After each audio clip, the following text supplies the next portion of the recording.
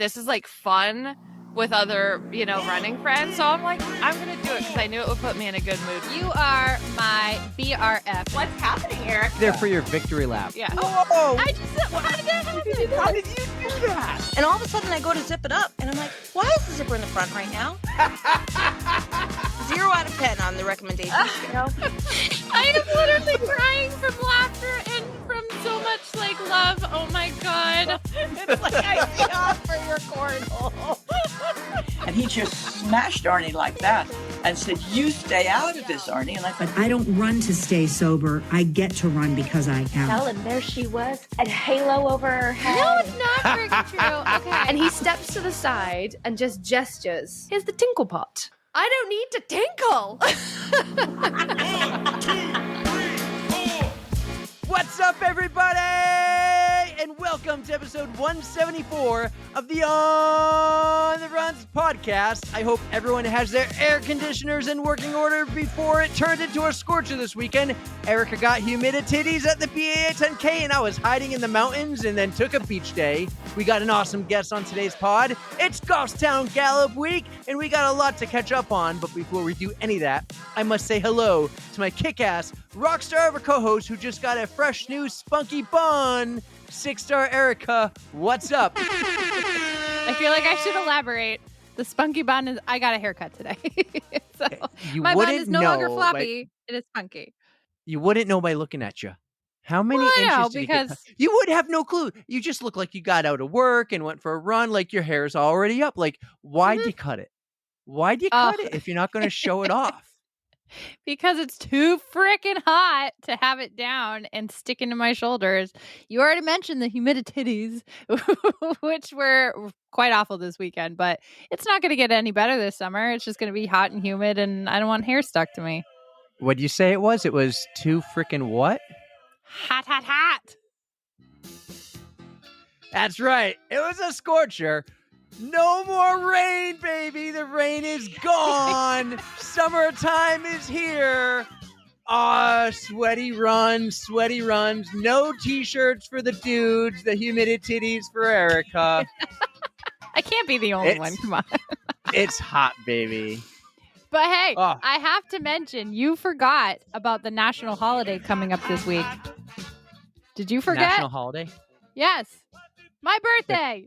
It's coming up on Friday. It's not your birthday. I'm not gonna premature on that. It's not your birthday yet. Are we talking again this week? What are we doing? No. The pod's only a minute into the pod, and you are expecting a birthday something already?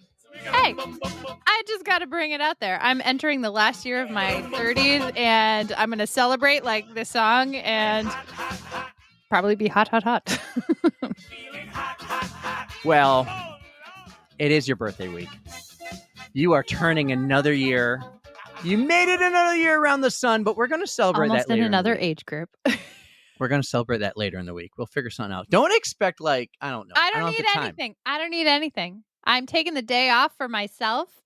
Actually, I think we're having a recording You're working. that day. So You are working. you have me working while I'm not actually working. Guys, get this. I said, hey, we have a guest who's across the pond, wants to come on. And when we have a guest across the pond, we need to think of time zones. So Eric and I will sometimes take a morning off or just go into work late and do a 9 a.m. pod with a guest across the pond. And I said, you get to pick the day. Tell me whatever day. And you picked your birthday. I already had it off, so I don't work on my birthday. Not that it's a big deal, but I just don't want to work on my birthday. Oh, especially when it lands on a Friday. Mm-hmm. Yep. 3-day weekend for me. Well, cool. And it's a Gallop week. So, hey, I'm so pumped. And you said you don't work on your birthday, so this doesn't feel like a job. I love it because we love it. Mm-hmm. Exactly. How are you, though? We have a great guest, but I think we got to do some catching up. Yeah. You went to Boston. You saw some people. I was jealous. I didn't get to see any of it on social media because I was way up north camping. And I didn't Vermont, even know actually. you were camping, dude. I know, because I didn't see anything. You did know because I was supposed to go and meet someone in the media tent, and I couldn't do it because I was camping, and I gave you the assignment to go say hi. And I I did. You did. Shout out You did. Chris. He was very nice. I have to give credit to Allie first because she actually met him before I did. I was trying to work my way over there and like got a little turned around. I was like, where's this tent? She told me exactly where it was. So I did find it eventually, Okay. but she got to introduce herself first. And then she was like, oh, hey, Chris, like, I didn't want to interrupt him. Well, I she's paired like, "Yeah, the let's two do of it." you because it was like, I was thinking Allie was like pterodactyl, where Tara's a go-getter. Allie is she a go-getter, right? Exactly as you said. Allie is like, nah, come with me. We can interrupt him, introduce you. We'll be good. And I was like, I'm gonna wait for him to stop talking because he looks busy. No, So, you got to go. You got to go take advantage. Jump at the opportunity. yeah. But we got to talk for a little bit. I gave him some stickers and a couple of magnets and stuff. So I gave him our card too. So I'm thinking about taking the Stooley sticker Mhm. and taking the QR code and putting the QR code right on Stooley's belly and printing Oh. like 500 more. Go for it. Because That if would be you're cool. in the Porter John doing your thing and you see a Stooley sticker with a QR code, what are you going to do? Just sitting there like, might as You're well. I'm going on my to phone. scan it. There you go.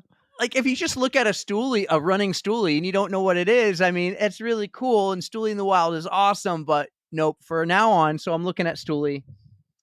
I will have to get, I don't know. It would be great if it could go on the toilet paper. Mm-hmm. What if he But the just held toilet- a QR code? Could he do that? Replace Or what if the it was on toilet his paper other with the- hand? Because I can't go right on the belly, actually, because that's his mouth, basically. It's not big enough. Yeah. He could carry another one. Like, that would be kind of cool if he just had like I got to figure it out. some stuff. I got to get Stooley stickers with a QR code. Mm-hmm. That's what I got to do. I thought originally it's like, let's get a QR code and put Stooley in the middle. But no, I We want did try Stooley that. stickers with the QR. Yes. That's what I want. Yes. Yeah. So that's for later. I got a lot of things I'm going to do in July, as I said. You Mhm. want some fart noises on this machine, this recorder I here. will and rally. Like, I will like rebel. No, what? I will revolt. That is the word. If I don't get a fart button, I will be very, very angry. I won't ever use it, though. That is in the wrong hands, man. I need one of those. Can I get one? No, Can we because you're hook going one to up? just overdo it. You're going to be like all the time, like, You do the wham wham whams all the time, so and then you're going to be like only this all the fair. time. no. I would just insert a fart noise every once in a while, and it would be really funny. So And then if I really give it to you, you're going to do voice changes. he wants that. I think it would be really fun. So Nobody wants to hear you playing with this. It's just going to weird everything out. lies. That's gonna boost Tell us me to about number the one. BAA 10K. What? All right, I got to pull it back in. Yeah, no more fun for you. If I can't have fun, you can't have fun. All right, no more around here. Tell me about the BAA 10K. How was it? Like, days in advance, you got all the warnings, like heat advisory, this and that, like plan ahead. I think there was a plan. Like, if you didn't want to finish, there was buses. If you didn't want to run, you could defer. Spare no details. Tell me all about the BAA 10K.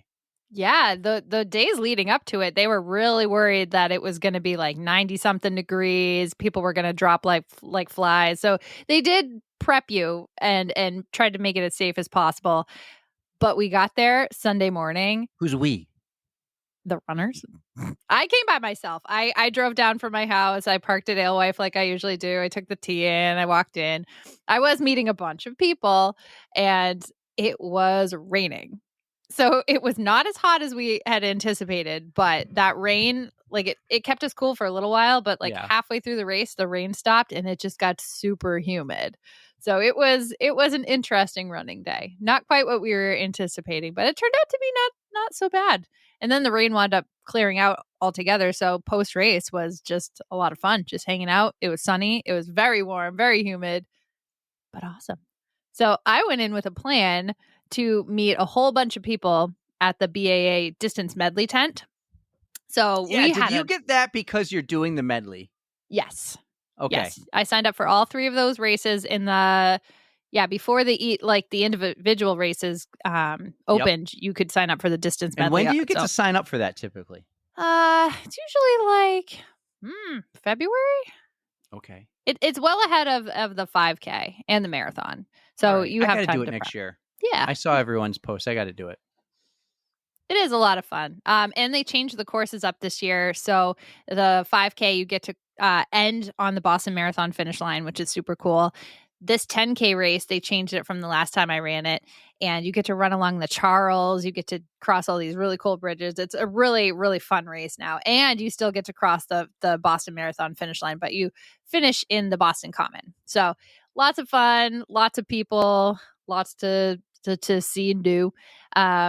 So I went there just hoping to meet up with a bunch of people, and I got to see Beard, the bearded runner, Dan. So that was super fun. Dita was there too. So there was a whole bunch of Boston Bulldogs. Of course, I saw Allie G and her cousin Kate, and I finally got to run for the first time in a few months with my good BRF Rachel. Rachel runs for medals. I missed her so much. She has been coming back from an injury, so it's been a long time since we got to run together. This was an injury before the Boston Marathon, and she powered through the marathon, so she's been like recovering here ever since. Yes. She's been doing her PT. She's been seeing some doctors just to make sure it's nothing lasting, and I think she's on the mend, but she's been doing the shorter distances lately. But I also got to see Candace and Jen. That was super fun. I'm just so glad I have all these friends They're who will. everywhere. Oh yeah, but I have all these friends who will take all the pictures for me. They're like, "We got to get the content for Eric," and I'm like, "Thank you." I still don't Send have to it. me. What do you mean? I did a post I still don't. You where? on Instagram. You I accepted never saw it. You accepted the. What did I do? A post. Yeah, No content, story. I shared it all. No, you got to post on ours. I was camping. I was in the mountains. I couldn't see anything. I was so jealous. I kept seeing notifications. Everyone's tagging me. I couldn't see it. Yeah, had to I go tell back you, on man, Monday. I'm trying to live in the moment and have fun. And everybody else is tagging me and stuff, and I'm like, I'll share it later. We'll have fun. So I had a great day. Well, we're still waiting, but okay. Yeah. But hey, I got to see Herm too, and I saw that you were posting about Herm and his "Suns Out, Tums Out" thing today. I ran today. We'll get to that later. No one wants to hear about me, but yeah, shout out Herm. Suns out, Tums out, baby. He was out cheering on the course with his dog, so it was fun. Did he recognize you? I mean, I hope so, but you know what? Okay, so he wasn't like, "Yo, it's Erika, let's go." I mean, he was right there, and I was like, "What up, Herm? How you doing, buddy?" But he was cheering for everybody else too. So we'll see. It was an overall good day. Had a blast. Yeah. How was the run? The run was great. I mean, I probably could have pushed it a little bit, but we were doing like 10-minute miles, and that was perfect for me. Did you run in a group then? Because I know like Allie G, she went out there. She ran. Oh, yeah, she ran. Did you just run for fun with people? Yes. Yeah, we did start off with, it was me, Rachel, Candace, and Jen. Their friend Gretchen too. So we were all running together. Jen kind of took off a little bit, and it's just so hard to run those races like at a fast pace if you're not seated correctly. You know what I mean? Like if you're not up with the fast people, you ain't going fast. There's a lot of people who like to walk, people who are just taking their time up the little hills, and so we just kind of did our thing. We did take some walking breaks because, like I said, it was humid, and I am not sad with how we did. We did like an hour and 3, an hour and 4. Not bad for a 10K. Yeah, pretty good. Yeah. Pretty good. Big crowd. Big crowd. There was like 8,000 people there. Wow. Yeah. Wow. Did you see Allie on the run? I saw she was there. We did. Yeah, she was doing the finish line announcing. So we ran by her and waved. Does she go 6-star Erika? Like, you know how sometimes you can change it to like, say a nickname? I don't think her and I are on that kind Erika? of basis. I don't know if she puts the spin on it like that, but so it all depends. Like there's so many people crossing that mat and your name just pops up. And so the announcer just can pick and choose the names as you go. Yes, so I have no idea. But I think there's a way, at least in some races, where you can put your first name, last name, and then nickname, or what do you like? Your name might be Thomas, but you want them to call you Tommy.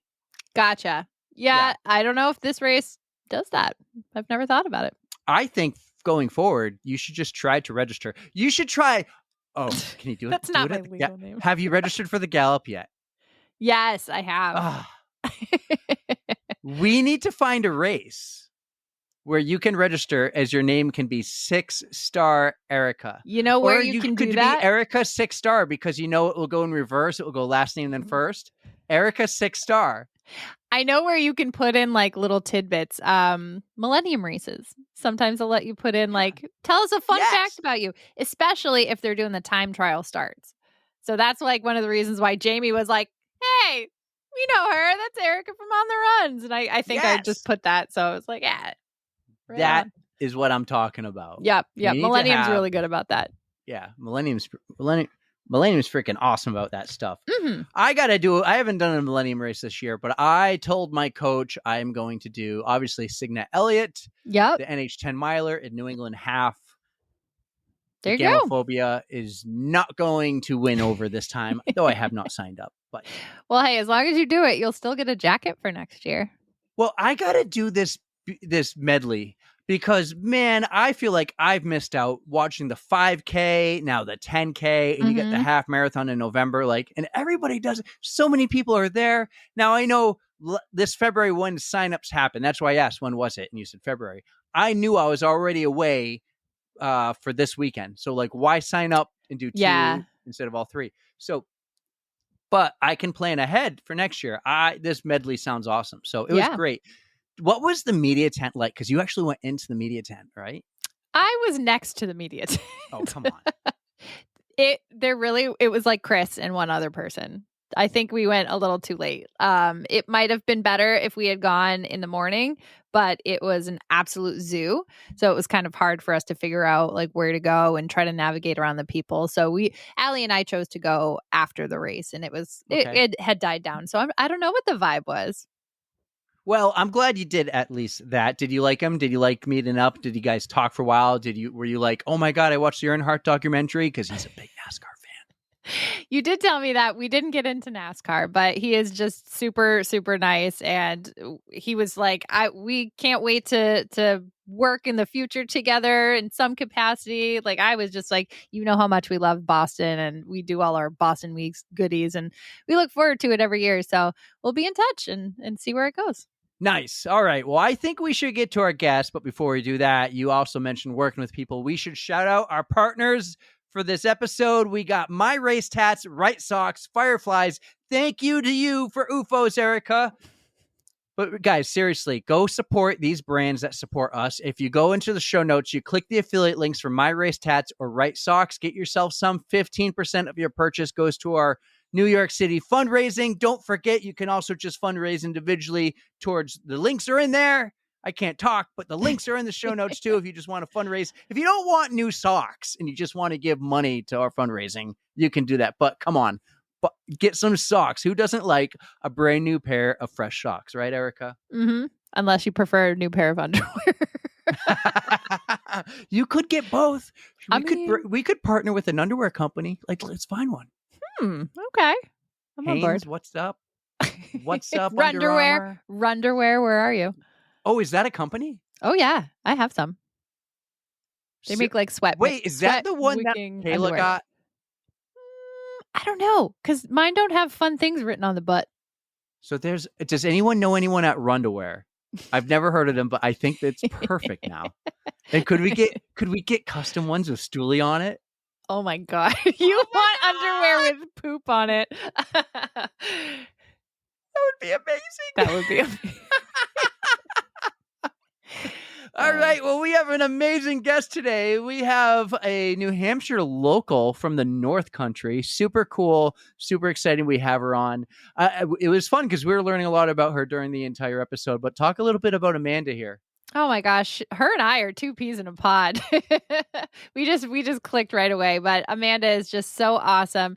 I'm kind of sad she lives so up north and not close, because I would love to get some runs in with her. But you guys are gonna love Amanda. She has her own run coaching company now, and she just loves to support runners. And probably a trigger warning here. She has had an eating disorder, but she talks to us about all of it. So she's just very open and honest. And willing to help, and she's just super sweet. So let's get to her. Yeah, guys, you're going to love her. Amanda Perras on the On the Runs podcast. We'll see you on the other side.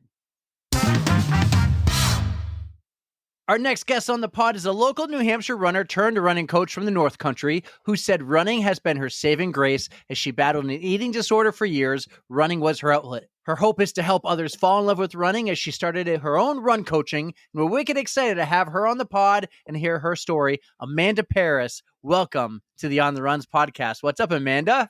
Hey, thanks for having me, guys. So happy to be here. We are so happy to have you, Amanda. Thank you for joining us. And we're so happy to have another New Hampshire local runner. So where in New Hampshire are you from?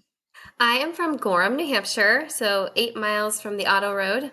I was born in a couple towns over, so been here for about 12 years. Mm-hmm. The North Country. I love Very it up North there. Country. I've been to Moose Brook State Park. Have you ever gone swimming in that swimming hole there? Which one? There's so many. Well, there's one at the campground. It's like an ice bath. They got a little bridge you can jump off of. It's like 4 feet high. It's the coldest natural water I've ever experienced. Yeah, it is cold. I took my daughter there a long time ago, but yeah, it is cold. Mm-hmm. Yeah, it's Erika. It's right up there with ice bath, like That's instant, a no like for you goosebumps guys. and everything. It's I fantastic. know about that. Hey, you know the drill at this podcast. When I get an insider tip on something, I need to hear the story. And I thought, what better way to break the ice than tell us about the time you went off-roading on Dolly Cop Road? Yeah. So my fiance now, we were just started dating, and he thought it'd be a great idea to go off-roading in his pickup. And we took the back side of Dolly Cop. So I don't know if you know the area, but so we drove up that way and we got stuck in the snow in his truck, and I was wearing heels and we had to walk. Luckily we knew a friend who lived nearby, and we were able to, bum a ride from him. And then my fiance owns a construction company, so he took his loader up there and his truck got stuck. That's awesome. I have to ask, how far of a walk was it in those heels? And I can't even imagine it with snow. Like, that just sounds miserable. It was miserable. But I was trying, we were first dating, so I'm just trying to be, this isn't bad. This is okay. I want to say at least a mile. It had to be at least a mile. Mm-hmm. Yeah. Yep. Makes for a great story, though. Especially like he stuck around. You let him stick around after that. Yeah, like he must have been the run. Totally here. He is the one. Redeemed himself. Definitely is the one. Yeah. Totally. In more ways than one. Well, the other thing I know about that area is it's not flat, it's hilly, and running has to be awesome with all those hills. You just ran a half marathon this weekend. Tell us about it. Oh gosh, Old Port Half in it was raining and the hills on that run were awful. And I was like, yeah, I'm gonna do my PR at this race. And I woke up that morning and I was like, I am not ready for this. I think I'm like Erika. I think Erika says that she doesn't like to run in the rain. I'm a fair weather runner. So when I saw that rain, on the same page. I was like, no. But my sister, I have a twin sister, and she also ran it with me. You're and she's a twin. like, we're doing it. Yeah, I'm a twin. And she forced me to do it, which I'm glad she did. I'm glad I did it. But I was glad it was over. And when I hit mile 10 and it was straight uphill, I was like, I'm just going to finish. I don't even care where I'm at. But yeah. Yep. So it sounds like your twin sister is the one who like gets you to do everything. Is that true? Yeah, actually. So my sister is a CrossFit coach. And she's like super badass, like does all the things. And I just like to run, but she's like, let's do this and let's do that. So yeah, we're pretty much in it together for most of it. So yeah. Very nice. I'm very much like you, Amanda, I think. Yeah, I think you are. Fair weather, flat. Yeah, flat. All good. So, I have twins. Let's talk twins for a little bit. Like you and your sister, have you always been together 100% of the time? Anytime you ever separate, is it weird? Like, what do I have to expect of twins? Oh gosh, I have to say, not all twins are like this, but my sister is my absolute best friend. She knows literally everything about me, and we're the same, like the same. So she went to college in Ohio, and I stayed at UNH, and we lasted one semester. We had to really come together. We ended up rooming together in college. So who Did went she come where? to Did you, you go to or- Ohio or did she come back home? Yeah, She came exactly. back home. She came back home. Yeah. And so we're inseparable.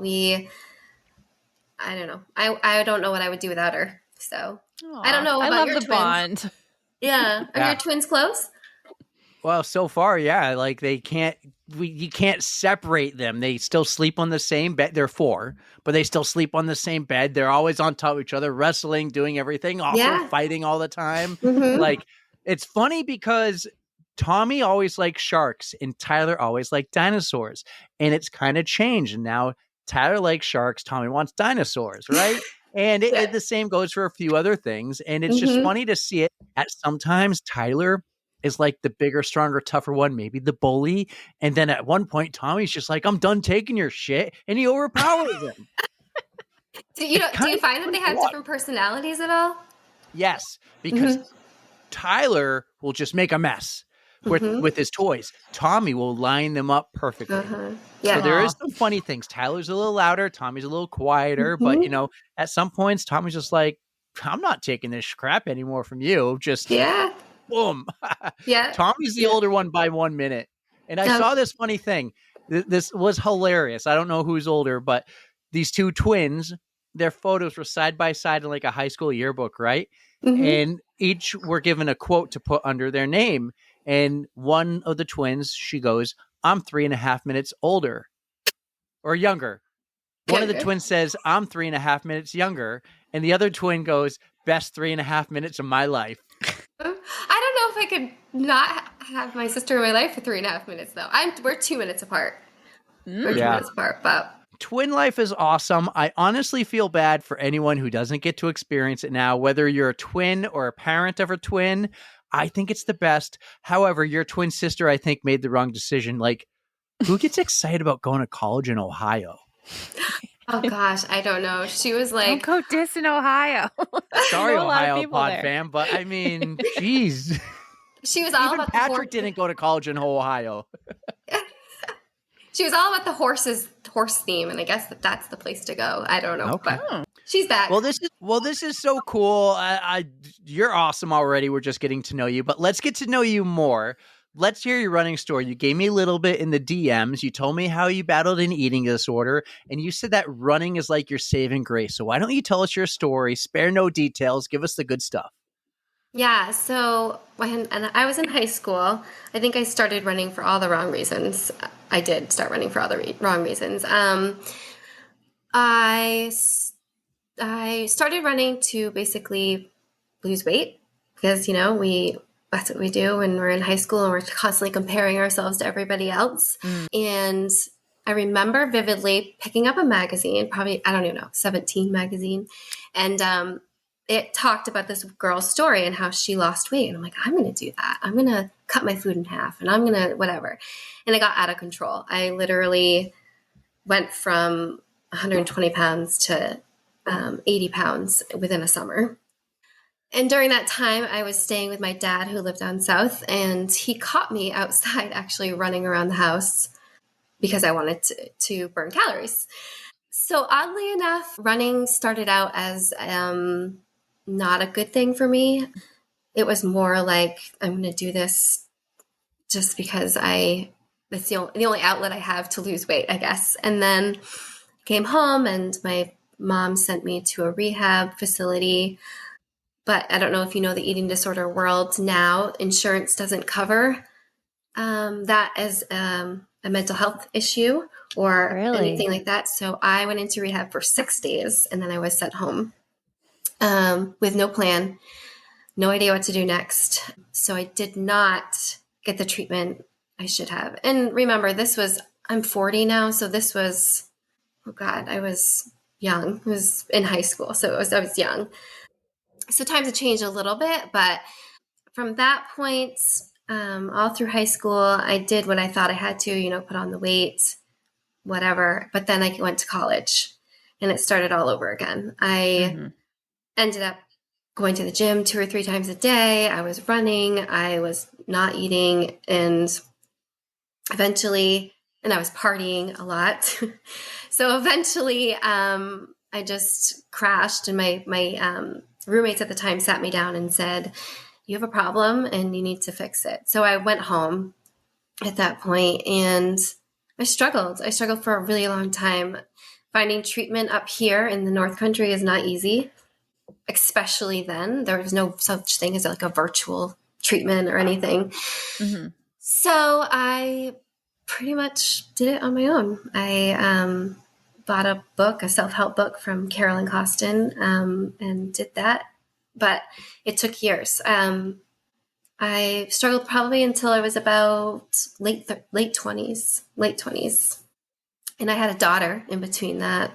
I have a 14-year-old and a 3-year-old son. So yeah, it was a whirlwind. It took a long time to get to where I'm at now, but happy to say that I'm recovered and I'm here, and I want people to realize that running isn't a bad thing, that it can be a good thing. So yeah. Amanda, how did your mindset change in regards to, like, what did you learn from your self-help book that helped you turn things around and learn that running wasn't a tool just for losing weight, that you could use it for your mental health and to just kind of switch your mindset to get you out of the dark place? Yeah. I stopped running for a long time. I was told by the doctors not to and all those things. And I get it at the time. I definitely needed to re-nourish my body. I don't know if you guys know anything about Carolyn Costin, but she's like a huge advocate in the eating disorder community. And that's where she made this book. And it was a lot of diving deep into what, because you don't just wake up with an eating disorder one day. You're not going to say, oh, I'm just going to have an eating disorder. There was underlying shit that I had to deal with. Yes. So it was a lot of processing, a lot of journaling, a lot of talking and to a therapist and to myself. It took a long time, and we're just kind of piecing together the fact that if we don't eat, our bodies don't function the right way and our brains don't function the right way and all of that. And I really, really wanted to get back into running, and I don't know why that was kind of the thing, but I think now, and I loved this quote that one of your people you had on the podcast, Pam something. She was Pam Rickard. Yeah. So she said, I don't run to stay sober. I run because I am sober. So it's kind of like I run. It was, yeah. The word's a little jumbled, but I don't run to stay sober. I get to run because I am sober. Yes. And it's the same amazing term. Quote. Yes. And I love it. And when she said it, I'm like, I got to write this down, because that's exactly what it is with my eating disorder. I run. I need to fuel my body and I need to take care of myself. And it's like a form of self-care for me. And I love it so much that I'm not willing to go back to that dark place. And I know it's not everything, but for me, it's what keeps me going. It's like my saving grace, like you said. Running. In the Yeah. I want to go back a little bit to the early days of this, because you mentioned your twin sister earlier, how you only spent one semester apart for your whole life. You don't know what you could do for another 2 minutes. So was she experiencing the same thing you were? Were you going through this together, or were you kind of like off to the side dealing with this on your own? Did she even know if that was the case? Like, how was that relationship? Because you mentioned your mom and dad, but you didn't mention her. Yeah. So she actually was away. So when she moved home, she ended up getting married very young and moved to Tennessee. So she knew, but she didn't really know. And remember, this is the day where there was no texting. It was you call on the cell phone. We don't have texting. And we would write each other a lot of letters. I know that sounds crazy, but we did. We wrote each other letters, and I don't think she knew how deep I was into it until I was called her and said, hey, I'm going into a treatment facility and this is what's happening. So I was in high school. I got treatment in high school. I was in college. I got treatment again in college. And that was the time when I called her and I said, I'm going away and I can't talk to anybody. I can't whatever. And she just started to cry. And I think she knew, but it was kind of like, I didn't she doesn't really know what to do, you know? So, so yeah, but she also struggled a little bit in between there. And so we've talked a lot about that. She didn't get as deep, I guess, but she was able to crawl out. And that's just it. If anybody ever struggles with an eating disorder, or you know somebody that does, like immediate action is the way to go, because I waited way too long. Way too long. You know what's crazy is we're the same age. So I remember like those high school years, and around then cell phones were maybe brand new. You couldn't call someone out of state without paying a lot of money. Like long distance phone calls were super expensive. I remember getting like, not in trouble, but like our neighbor moved to Colorado. I called them on the house phone. It was like a $12 phone call. So you couldn't, I understand you wrote letters to your sister because it cost like 10 cents to send it out. Probably costs what, $1 something now, but that's like, you didn't have the instant text, the instant phone calls, the emails, the instant everything. You couldn't, like, you lived in Gorham, New Hampshire in the North Country. You don't have that in the 90s and the early 2000s. Like, I totally get it. You couldn't just call her up whenever like we could today. Kids today have no clue. And you battled something pretty serious here, and you probably didn't get to, it would have been totally different today than it was 25 years ago, right? Totally. I mean, a lot of things are changing. It still needs a lot of work. The treatment around an eating disorder is still, it just blows my mind that we're still struggling to treat this. You know, we can treat somebody who's alcoholic and somebody that's a drug addict, but when it comes to eating disorder, it doesn't even, I mean, insurance barely covers it. You know, some of these people are getting treatment for free. And it is the #1 most deadly mental health disorder. And it's still just, it's crazy to me. And I just hope that we can get to a point where people can go to treatment and get what they need and come out with a plan and do what they need to do, you know. Because you mentioned at first they didn't even give you a plan. You had 6 days and you left with basically nothing. What kind of tools did they give you the second time around for to help you with the eating disorder? It was the same. The same? Oh my gosh. It was the same. Actually, I went to so in the North Country, I'm including like Vermont, northern part of Vermont, where I live.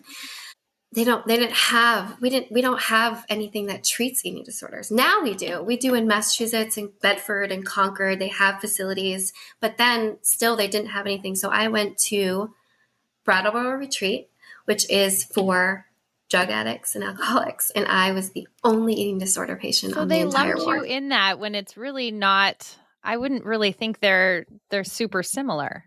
I don't know.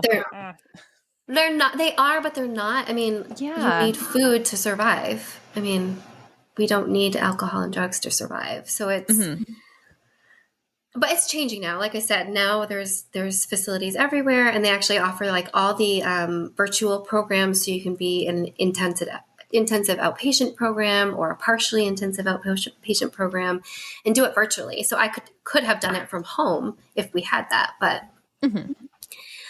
my biggest recommendation or feedback for anybody that's struggling, or if they know someone that's struggling, is to just get help. And it doesn't matter where it is. Like, there's so many resources online, and there's so many people. There's coaches, there's therapists now. There's just do it, because it is tough, really tough. I really appreciate that you're being so open with us, because I mean, you yourself are a good resource for any listener who might be struggling with something like that. And I know that there's even a bunch of people on, say, like Instagram, because I follow Callie Vinson. I don't know if anybody of you guys follow her on Instagram, but she is very open about struggling with an eating disorder and how her relationship to food has changed. And I just really, really appreciate you guys coming forward and being so open and willing to help anybody who might be struggling. So you guys are a great resource in yourself. Thank you. It's really hard to be, it's not hard for me now, but it was super hard for me to be open about that, because it can be, shameful sometimes. There's still a stigma behind it. 100%. but it's important for those people to come forward because there's tons of help out there. So at what point did you really realize, let's get into running here, that running was actually helping you? Like how you use the comparison with Pam.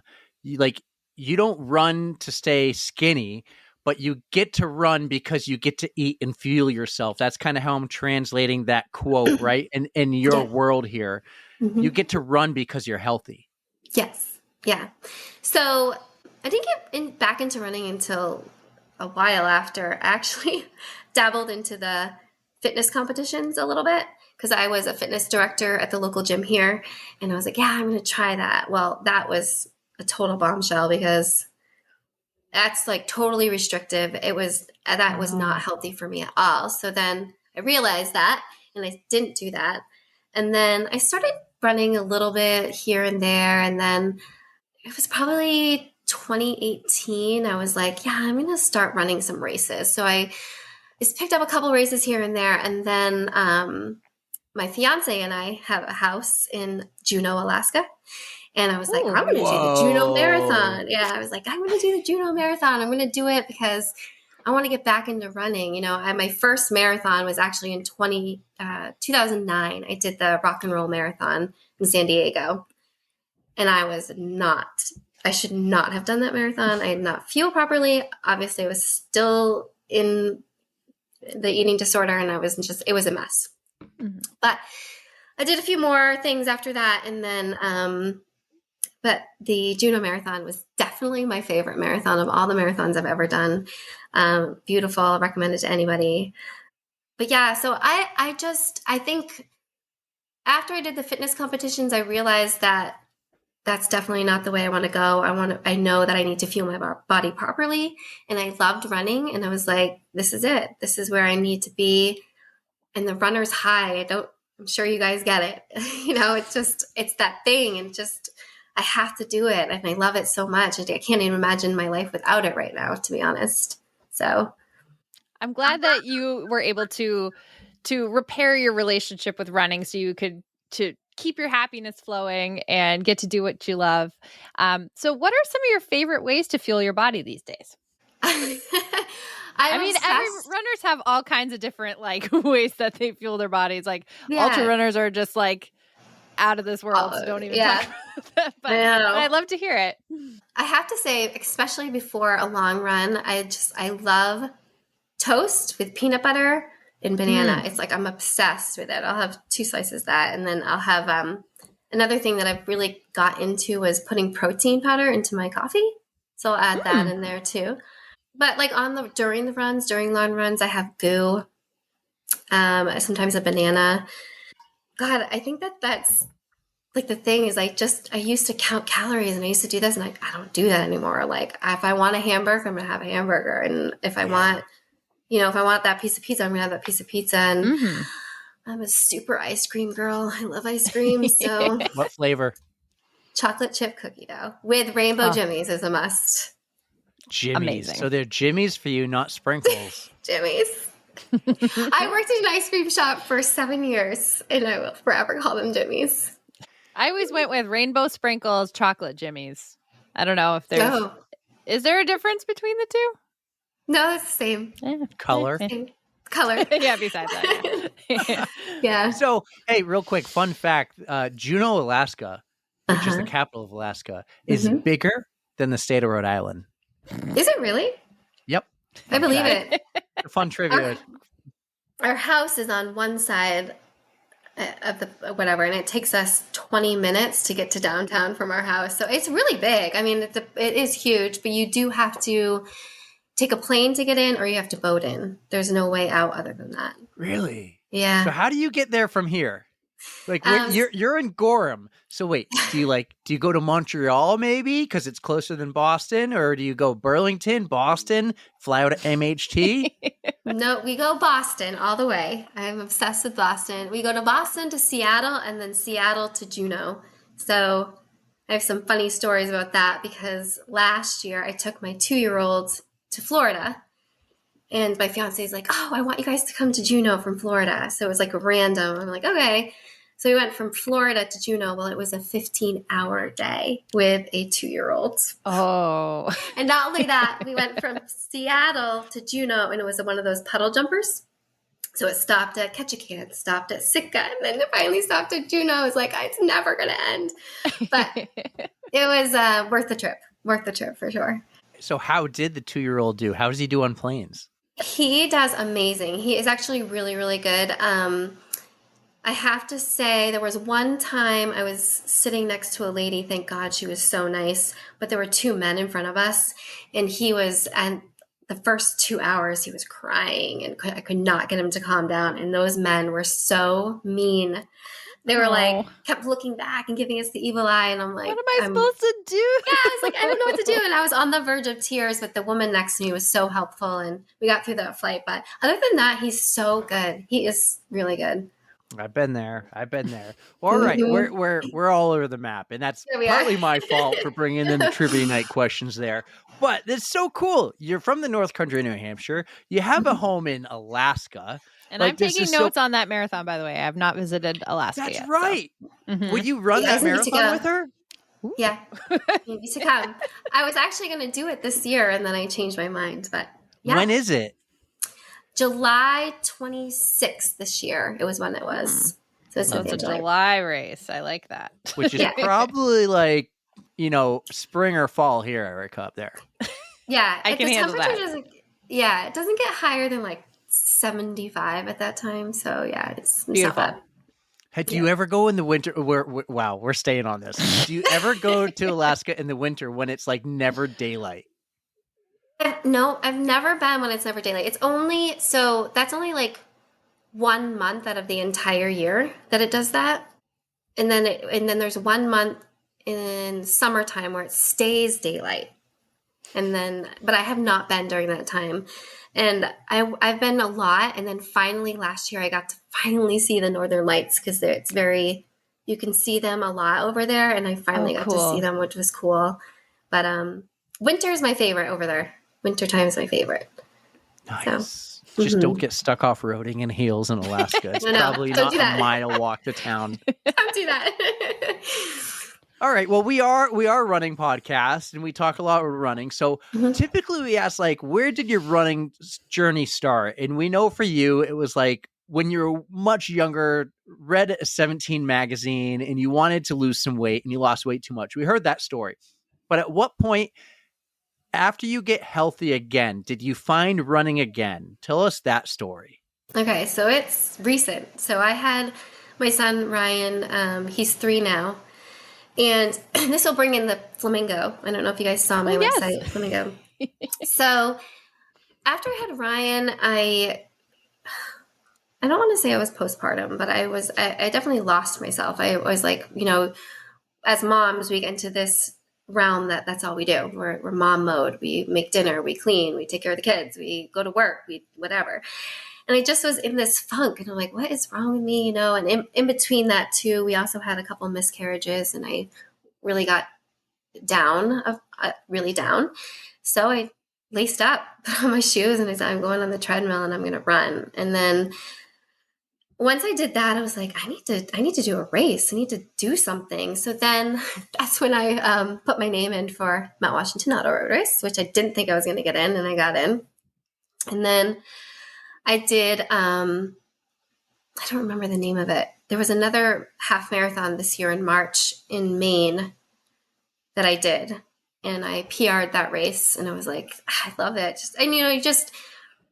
I hired a coach, and I got into it, and I was like, I'm going to do this for real. I'm going to do it. And I'm glad I did, because it boosted myself. And now I feel like myself again. And I'm I was like, yeah, I'm going to do coaching, because that's what I wanted to do forever. And now I feel like I finally can do that. So I'm getting certified with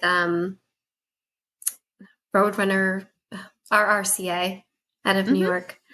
So I'm doing that. So I'll be certified with them. And then part of the program, I guess, is you have to tell people what run clubs are in your area. We don't have any. We have 0. So then I started a run club. Yeah. Yeah, we don't have anything. So I just started a run club here And we only have like 6 people, but at least there's some that are interested. So Still counts. still counts. Yeah. Yeah. What's the name of the run club? Soul Runner Run Club. There we go. Perfect. Mhm. What I find cool about your run club, because I'm on your website, is you do meet every Wednesday, but you alternate locations, which I think is cool versus just like everyone meeting at the same place doing the same run. You got 2 locations. How's that been starting this run club? That's actually worked out so well. So we do run club here in Gorham, and then the next week we'll do it in Lancaster. I don't know if you guys know the area, but that's like 30 I know minutes from here. Lancaster. That's where the new Reach the Beach is starting. Sure is. Yep, right at the fairgrounds. So I actually grew up in that town. That's where I was born. Really? And Excellent. Groveton was the next one, yeah. But my sister lives in Lancaster, and that's where she does her coaching, her weightlifting coaching. And she's like, let's have you do run club over here, and we'll get people over there. So I got people over there, and actually those people over there come here, and so it's been really nice. Yeah.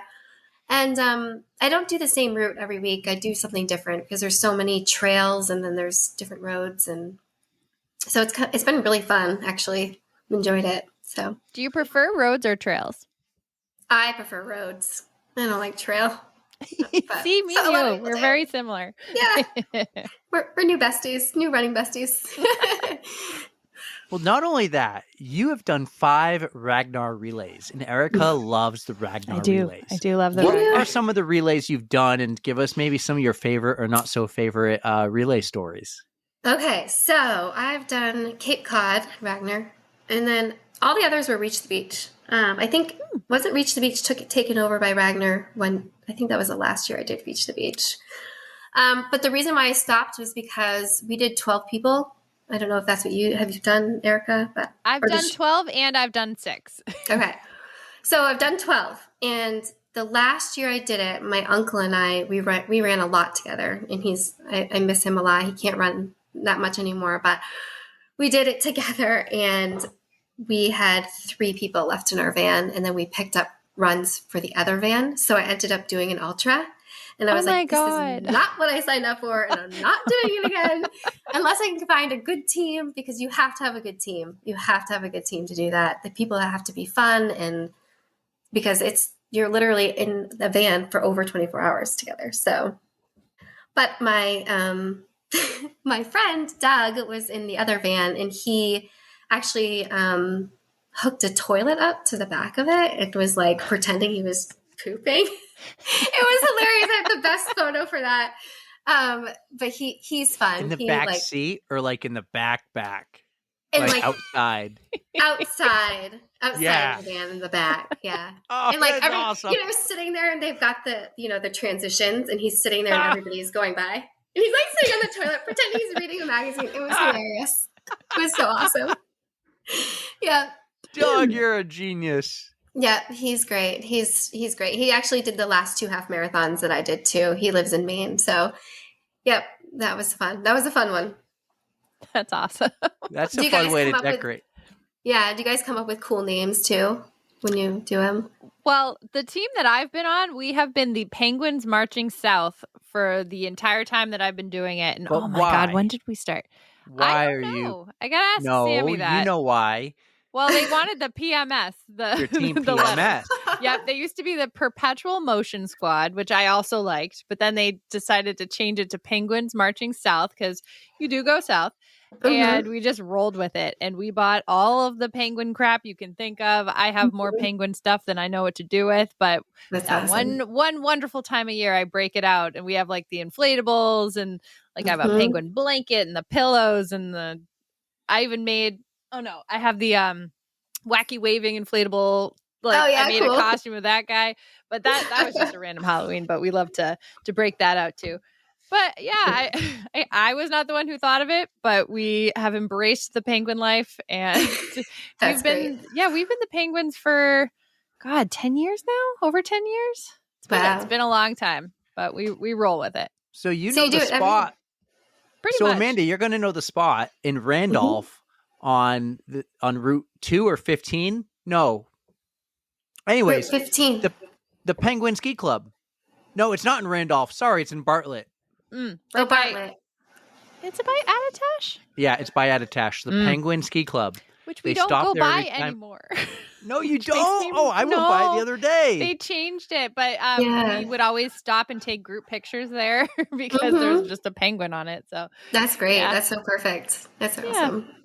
So I know that at least there will be an ultra team this year. And I think we just have so many people who have cycled in and out every year that there's enough for a 12-person team and a 6-person team. Wow. That's awesome. So there's going to be a lot of penguins around. Yeah, that's great. I'll have to go over. I was asked to do it this year, but I'm just not sure yet. But we'll have to go over it. We'd love to see you. Now? It starts 30 minutes away from my dad lives in that town. But yeah. Yep. Well, if you could do me a favor, if you could show up and get some content, because Erika won't. She doesn't I get drop content. all the time. She doesn't She's do doing anything. better. She's doing better. She said. No, you must be a mad few at me. episodes behind. No, he's mad at me because just this past weekend while you were out running your very rainy half marathon, I was doing a very rainy trail race that I told nobody about. And he's like, what the hell? I'm just hearing about this Nobody now. knew. And I'm like, Nobody hey, knew. I Log had to on get to that through it page. first, and I could share about it later. But at the same, like, I just have to remind her. So I didn't know. If I knew, she would have done something. Like, I knew you went to the Red Sox game and I said something and you made a post. So if I know her schedule, I can be like, hey, don't forget to post. And then she'd be like, God damn it. I got to post something. That's awesome. True. That's really what she thinks about in her head. God damn it. She probably tells Brandon, Brandon, I got to post another freaking thing It's for just Eric. like when I'm in with a crowd of people and I have to like take my phone and like record myself. I feel Which so I was weird. shocked at the Red Sox game. You did it. I know, and I felt stupid. But you looked amazing. You didn't look like you felt it. You just you went with it. You're like, what's up, everybody? I was like, wow. And the other thing, Amanda, what shocked me was she didn't do it on her account and then tag on the runs for me to repost it. She logged into on the runs, and I didn't know for like a couple hours. I love that you did, but like someone made a comment or something or liked, and I'm like, what's this what is like? that? You're in your Red Sox Boston Marathon jersey. Someone's liking it from weeks ago. Oh, I loved it. I was so happy, actually. That's awesome. Sometimes I come through, a lot of times I don't. So Amanda, Doing 17 years experience in racing, everything from 5Ks to marathons, including the Ragnar relays. What was your favorite marathon? Well, Juneau was definitely my favorite. It was like number one. What was your least favorite then? San Diego, rock and roll. And the course was literally on the interstate, and it was like this. What? It was. Oh kinda no! suck. You had the bank? Like, oh no, that is not fun And to actually, run. I have a funny story about that. So we're talking about fueling. I did that race for the Leukemia and Lymphoma Society. So I raised money for the Leukemia and Lymphoma Society. And one of the guys on our team was a Marine, and we're all on the bus headed to the race. And he's like, I'm not fueling. I'm not going to fuel until mile 20. And I'm like, you're nuts. You're nuts. So I'm running, and I'm literally running on the interstate like this. And next thing I know, I see this guy flat out on the pavement, and it's him. And he had to go to the hospital or whatever. I'm like, you did it. You did it. You could have fueled. You would have been fine. But yeah. Learn from him, everyone. Don't do that. Yeah, don't do that.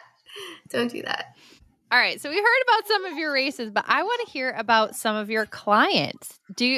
Have you started coaching people yet? And what kind of distances do people come to you for? Like, is there a specific distance, or they want general coaching? Tell us a little bit more about the nutrition the whole spiel. too. Like, you're kind of expert in that area now, I would say. Yeah. Funny enough, I have my bachelor's degree in nutrition, which was started for the wrong reasons, but now I'm glad I have it. I only had 2 clients so far. Again, I just started. I think the website was up in March. So I haven't really been promoting it much either, just because I'm getting certified in July. So I feel like I need to have that. But the 2 people I do have are trained for a half marathon, and one of them stayed on with me, but they did the big day half marathon here in Gorham. I don't know if you guys heard about it. I have not. It's brand new this year. And it's a local brewery that just opened, I think 3 years ago. And it was all trail, and it was very hard, and it was raining. I was like, so glad I didn't do it. But I coached them for the half marathon.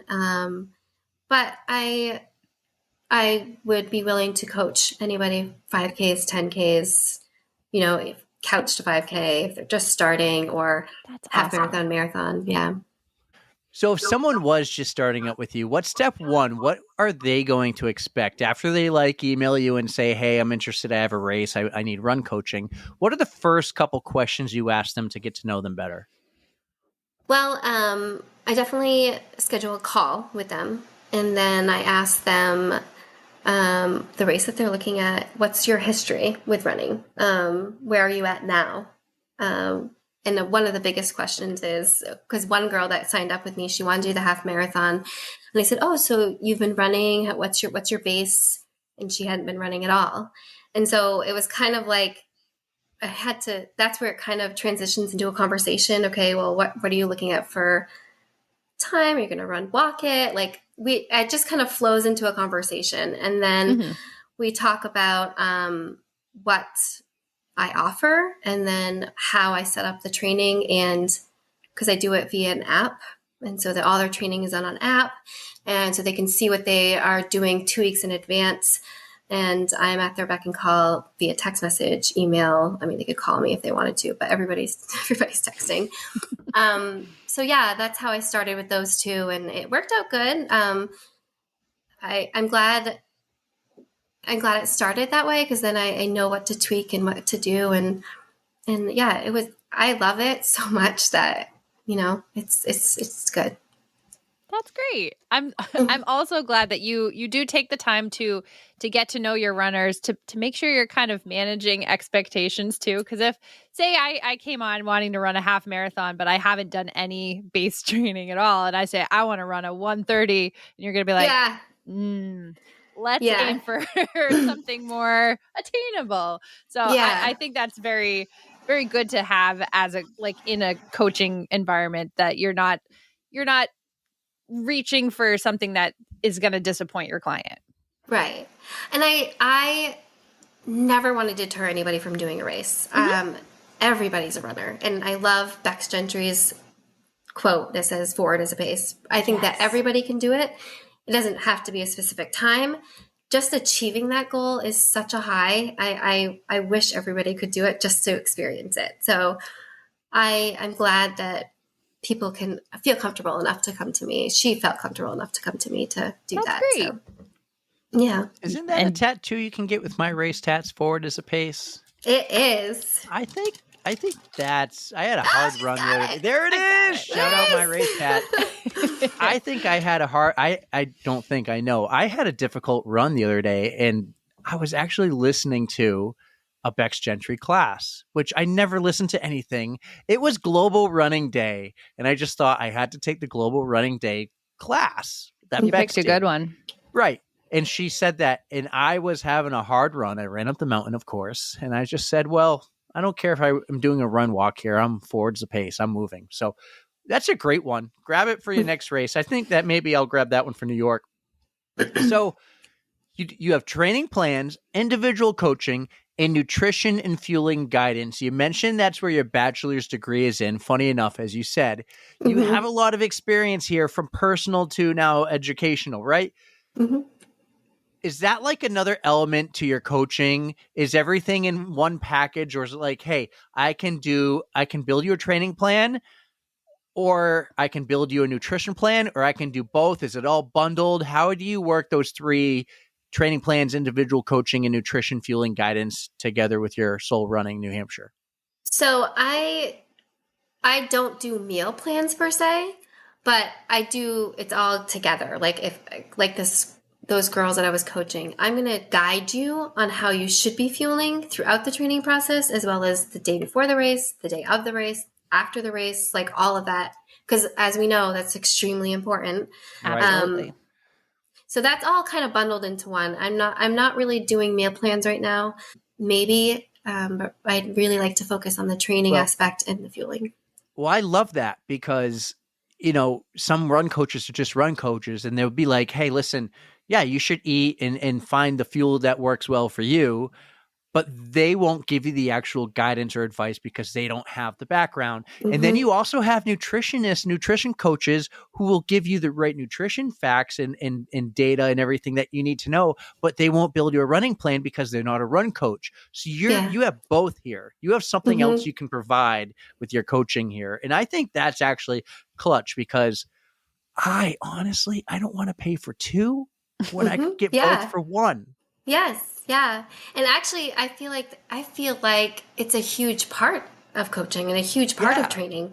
Like, one of the girls I was working with, we actually communicated and sat down and said, okay, this is what I'm eating. This is what the day before, the morning of, because people don't really know how much carbohydrates I should have and how much fat I should have, because it's important. Like, you're going out to run 13 miles, 26 miles. You need to be fueling your body and fueling it with good stuff. So that's huge and so important. And I want it to be incorporated in the coaching for that reason. There's coaches out there. Like, there's runners out there who have a running coach, a strength coach, a nutrition coach. They're paying for 3. I know them. And if I was a running coach, and after I build a base and really get a handle of everything, I would be focusing on nutrition. And how do I get nutrition certified here? How do I go to school and educate myself there to boost my business? And the same for strength, because now a running coach isn't going to give you strength advice because they could be held liable, right? So if I was a coach, this is a huge benefit. Like, if I were you got 2 down, I'd go for the strength too, but, or something else that aligns well, that would be great for a runner. So I think that's such a huge benefit there, because now someone can be like, oh, I only have to pay for one. I don't know what the cost is. You guys will have to reach out to her to find that out, but find all the links in the show notes. But I think that's such a huge benefit. Like, I know I love Nicole, but she's just a run coach right now. Yeah.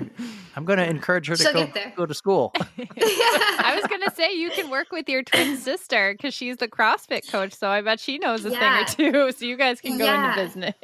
So that is my weakness. That is 1,000% my weakness is strength training. I love it. I love to hate it, I guess. It's like I get up at 4:30 in the morning to do my runs, and then I run out of time. So it's like, she's like, well, you incorporate it here. And I'm like, but you don't know. I'm like so tired by the time, it's like, I don't know. I need to figure that part out, because I know that is also extremely important when you're racing and running, and you need all of that muscle. So, well, it's good to have people out there who can help encourage and motivate you. Like Erika and I do that in our group chat. We're like, sign up for a Peloton challenge.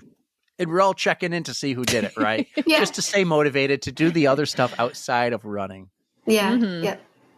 Well, Amanda, you're a big fan of the pod, and we'll keep talking running, but we have these 2 big questions, and I think you know what you were getting at here. And since we're on the topic of food, I'm going to go first. You know that I am planning this absolutely epic On the Runs pasta dinner where we're going to bring people who are dead back alive just for the night, because you can bring anyone to this epic pasta dinner, alive or dead, but only one. Who is your guest to our On the Runs pasta dinner this year? I would say my mom. She is one of my biggest supporters and has been through everything with me, from, the eating disorder to the bottom to the top. So I love her so much, and I want her to experience all the things. So I would take my mom. What's her name? She's more than welcome. Josie is her name. Josie. Mm-hmm. You're in, Josie. Oh, I'm sure she hears people say that that song. Isn't it called Josie? Oh, yeah. She does. I don't know how it goes, but...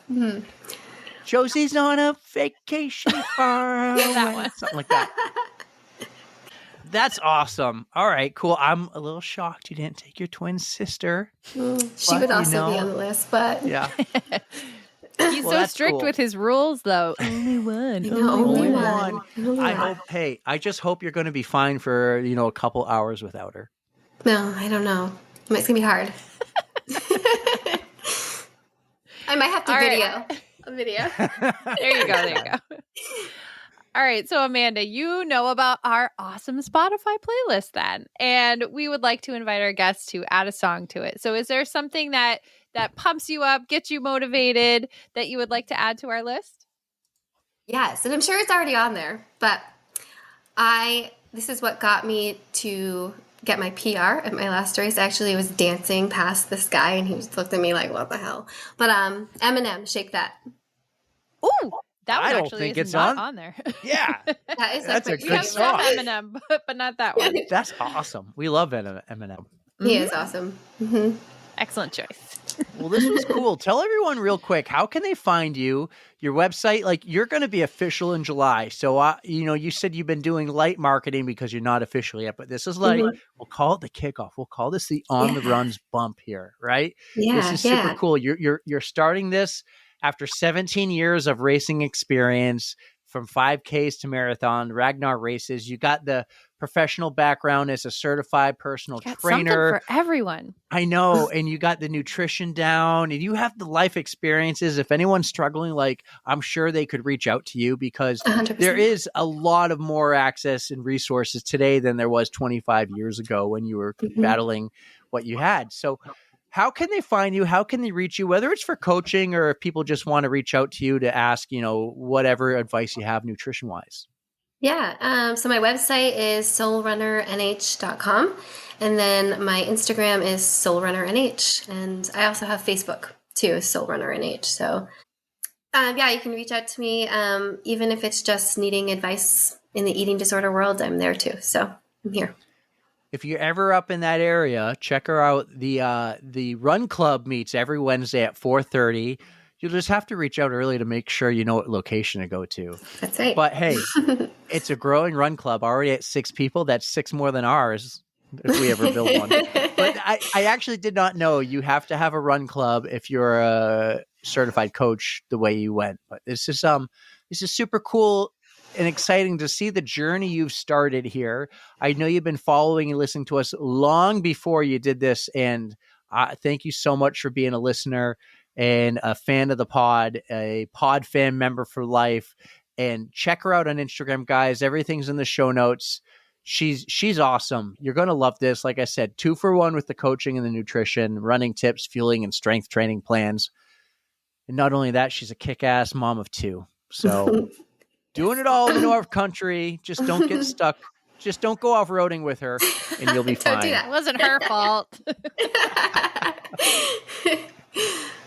Before we let you go, I just want to say thank you again for just being so open and sharing all of your stories, and just for offering to be a resource for anyone else who might be struggling. So that's really important, and we really, really appreciate that. And you have to let me know if you're going to be somewhere.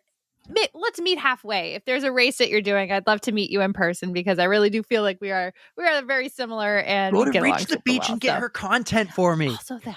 Oh, yeah. We'll take it. Do you ever come down here? Do you ever make the trip down south to southern New Hampshire? I do. My daughter plays softball. She's a travel team. So I'm down to Manchester, Laconia all the time. So, but I think you should do Juneau next year. Ooh, I will try. Ooh. I mean, You have a you free can't place to get stay. 50 states without Too running in kind. Alaska, Erika. And I'm going to call him out right now. Patrick, go with Erika and run Juneau. Ooh, he hasn't done Alaska. He yet. hasn't run Alaska either. That's too funny. And you have a free place to stay. There's 5 bedrooms. So Oh keep my it. You're God. too kind. No-brainer. How do I say no to that? That's right. Holy shit, 5 bedrooms? I might have to find a way to go. Eric's gonna You have bring to his whole take the family, and I'm content. gonna. Yeah, I'll There bring you a go, camper. dude. Oh, Amanda, you're super cool. I think it's really awesome that you reached out the way you did and that you've been following for a while. Thank you so much for all you do. When I'm in the North Country camping, I have no service. You know what's really funny? I'll leave on this note. We were camping at Dolly Cop a couple weeks ago, and for some reason, I downloaded movies on Max for us to watch. And then Max, I had to log in, and I couldn't log in again. Like the whole, you know how you're always logged in? It went away, and I couldn't do it from the campsite. So I drove down to Gorham, pulled into the McDonald's parking lot, connected to the McDonald's Wi-Fi so I could log in and download more movies. I live down the road. I live right down the road. Yeah, you know the spot. I pulled right up, connect to the Wi-Fi. Oh, it's That's cool. awesome. Gorham's cool. Erika, like I said, has probably never been. But when you go, okay, last thing. When Erika goes to Gorham and you guys go on a run, I hope it's on a hot, sweaty day. But I want you to take her to that swimming hole I told you about, which is like an ice bath. And I want content of her jumping off that little deck into the water hole. I need it. I need that content. There are so many swimming holes other than that one that are so much better. That one is like ice cold. He wants me to be miserable. That's okay. That's his thing. Yeah. We'll do it. Yeah. We'll do it. Content. Yeah. Awesome. Well, guys, I hope you enjoyed this so much. This is awesome. Amanda Perras on the On the Runs podcast. You're wicked awesome. Thanks, guys. Thank you. Amanda, we have to say thank you again, even though we've said it like 1,000 times during your guest appearance. But we want to say thank you again for just being so open and honest about your struggles that you had with your eating disorder and for your willingness to help anybody else who's going through the same thing. And we are just so excited that you are run coaching and you're helping out anybody else on their running journeys. You are just an all around amazing person. And I can't wait to get a chance to run with you sometime soon. We really are two peas in a pod. I think that's awesome. She's going all in too. Like this has all started since March. The website really goes live in July. And she's got the coaching, the experience, the nutrition. Mm-hmm. She has so much that she can fall back on personal wise that she can use to help herself. So this is, or to help her company grow. So this is great. It's cool because this whole coaching thing is a startup. Where we've talked to other coaches who've been doing it for a while. She's a startup. So this is really awesome. She was great. I really hope you do get to go up there. I don't think you've ever been that far north. Hey, I've been to Lancaster. We talked about this with the Reach the Beach. But for a night. You've been there for a night. But you need to go to this Moose Brook State Park in Gorham after a hot, sweaty run when you got the humidities and then jump in that swimming hole. You need to jump in. Just dive in. One jump. Don't go in tippy toe. Just jump off right into the water. You know what? I'll do it if somebody else goes in with me. So if like Amanda's going to go in with me, we'll just be like, all right, 1, 2, 3, let's do it. And I'll go for content. Yes. Sure. Whatever. Yeah. We'll I might be up there again for the 4th of July for some fireworks up there. We did that last year. We were in Gorham last year for 4th of July. So Amanda, if I'm up there, I'll let you know. Actually, I don't know if I'll let you know because there's no cell service. So I'll try to let you know. Just go to that same McDonald's, man. I'll go to McDonald's, get the Wi-Fi. Hey, what's up? You live down the road, right? Come to the fireworks. We're near the sand pit. There you go. That's typically where we are because of the kids. So yeah, nice. That area is really, it's old school America in a way, not so much like the Wild Wild West, but Main Street has like a big town hall with a clock tower. You got a train station and the train goes through every day. And you got some old general store and some old gas stations. Like that's that whole area for about a half a mile to a mile stretch. So that's where you do a lot of those train rides. Now they're just scenic train rides, but yeah, that whole area, kind of like Conway as well. Gorham's a little more out there. Even though they're really close, it's a little more out there. So Gorham's great. It's also less crowded, less congested. It's pretty great. And you might run into a moose or two or more. Oh, do you want to hear a random story I heard today? So our good buddy Danielle just did the White Mountain Triathlon. She did the sprint tri this past weekend. One of my favorites. Yep. She said that somebody got hit by a bear. So like we're you remember the Katie Cargiulo story where she hit a deer. Yeah. A bear hit this guy on his bike and he went flying, broke bones and was in bad shape. Did he run into the bear or did the bear like run after him? Apparently there's a whole Reddit thread on this where this guy saw a bear barrel into him. Interesting. Yeah, right? So I didn't know that the White Mountain Triathlon. Well, come on the podcast and tell us. Give us an exclusive. I'm sure we can figure it out. PodFam, do your thing. But yeah, Danielle was like, "You're not going to believe this. This is really cool." Like, so not only do they do a sprint, they do like an Olympic. They do a 70.3, I guess. And so this happened during the 70.3. That's absolutely wild. I want to talk to whoever this guy. That's so wild, unbelievable. Such a cool story, though. Like crazy, but like not a good day for that guy, but just what a story. Well, speaking of like exclusives in New Hampshire and everything, like, you know who else I want to get on? Did you hear this guy? You know him. He's running across New Hampshire right now. I think he's running the length of New Hampshire, and you took one of his self-defense classes. Oh my God, yes, that's Justin. Justin DeFlumeri. Yeah, he was awesome. So he did it. He did, right? He's done. I think he finished yesterday, or he was aiming to. You might be right. He was planning on doing like 40 miles a day for 5 days. So do the math. I don't know, but Pittsburgh to Nashua. Hey, he finished in your town. Mm-hmm. Yeah. Figures I don't know if he finished, but a few people already reached out and said, you need to get him on. Like, oh man, let's get some more New Hampshire people, some more New Hampshire exclusives.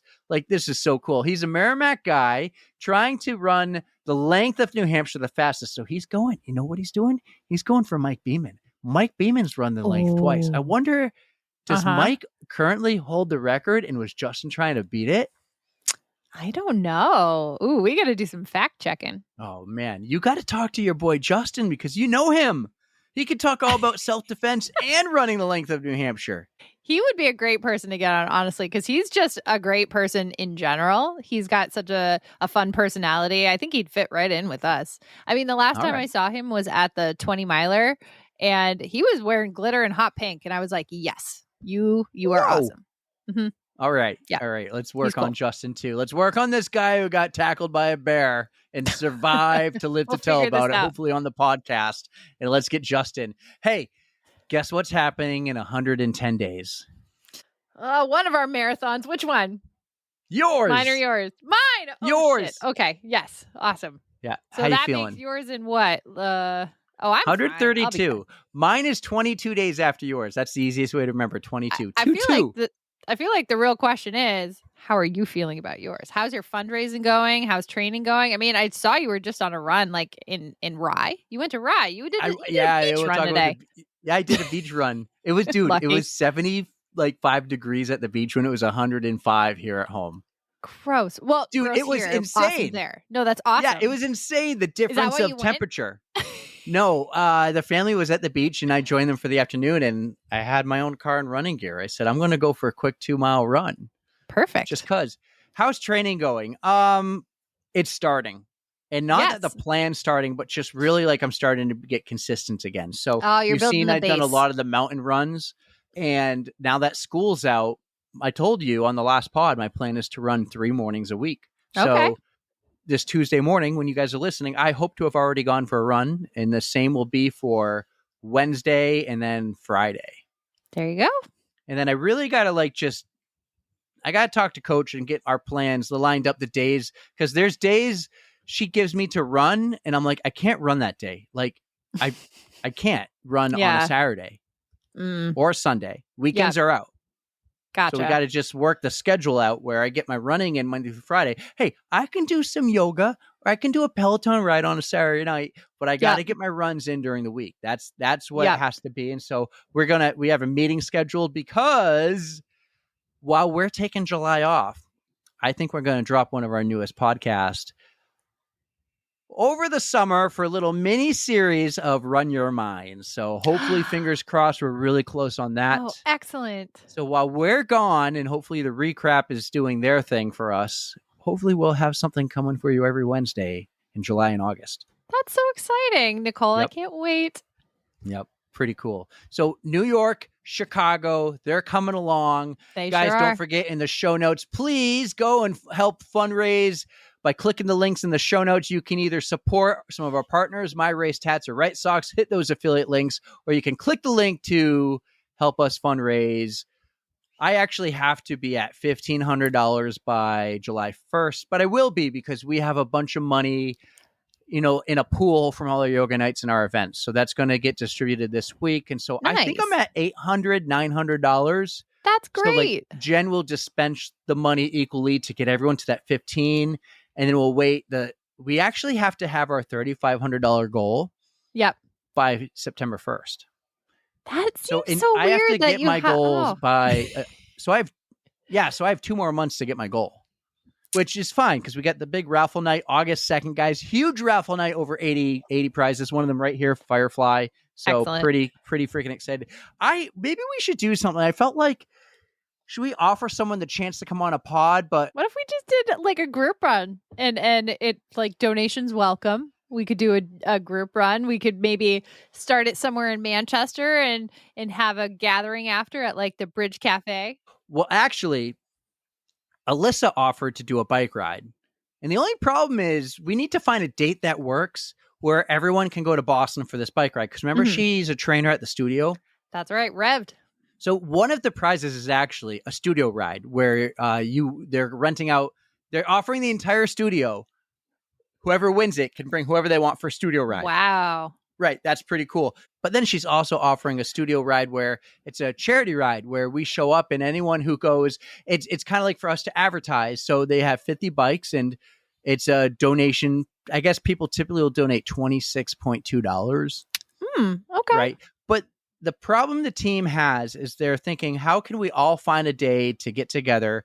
And also, how are we going to get a lot of our New Hampshire friends to go down to Boston for a ride? So we're working that out right now. That might happen. It might not. I think we're going to wait to see how our funds look after August 2nd. And there's something else in the works right now with a local running company. So hopefully maybe after that, we'll have an event at a local running company. So that'd be super cool. So I'm not worried about fundraising. I'm not out there like everybody else, like on Instagram every day, hit me up. I maybe do it once every other week. And I'll be honest. I think nobody ever clicks a link. I'll be completely honest. I see those stats. It's fine. I don't like Facebook, going out there, man, because it's a lot of whole other side on your personal page. I don't do that. I hate when I see people do that, and I don't do it. It's not my style. So, and it's fine if I only got $1,000 and I got to pay the rest, I pay the rest. But I like the way we're doing it here, and every little bit helps. And well, you're still getting the money for Force. Force is gonna get some helpful funds. That's good. And this isn't a pity party saying like, I know people. Patrick gave a book. That's amazing. Some people. Chad the other day offered something where he wants. I think it was. I got to email him back, but he's going to buy a bunch of gift cards for running companies and they're going to be part of the raffle. Right. Oh, wow. That's awesome. So people have done that. And I would much rather have that instead of me every week on Facebook saying, donate. I just can't. And I respect everybody who does, but that's not my style. And no, sorry, it's not a pity party. But, but it's me like working a way to try to find out the right way I want to have partners on the pod one day and do ad reads. Like, how do you guys like the ad reads we've been doing? Do you like them, or would you rather have them be a pre-recorded one that I just hit in there and it would be like, hey, Erika, how do your feet feel? Erika goes, amazing. I just got some new Right Socks. Have you ever heard of Right Socks and they're a double layer? Like, how do you want our ad reads? All the podcasts, that's what they do. And it's like poorly timed fit in where ours are like live reads. I think that's the way I want to hear an ad. I think I like that kind better. It's a little more organic. Right. Like we're trying to sell you stuff, but we're not trying to sell you stuff.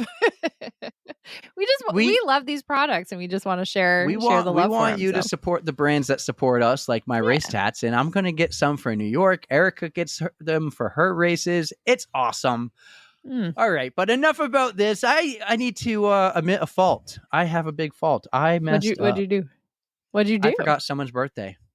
Granted, I had no clue their birthday was even approaching. But I talk to her almost every day. And Allie G, I'm freaking sorry. I missed your birthday. I know your name.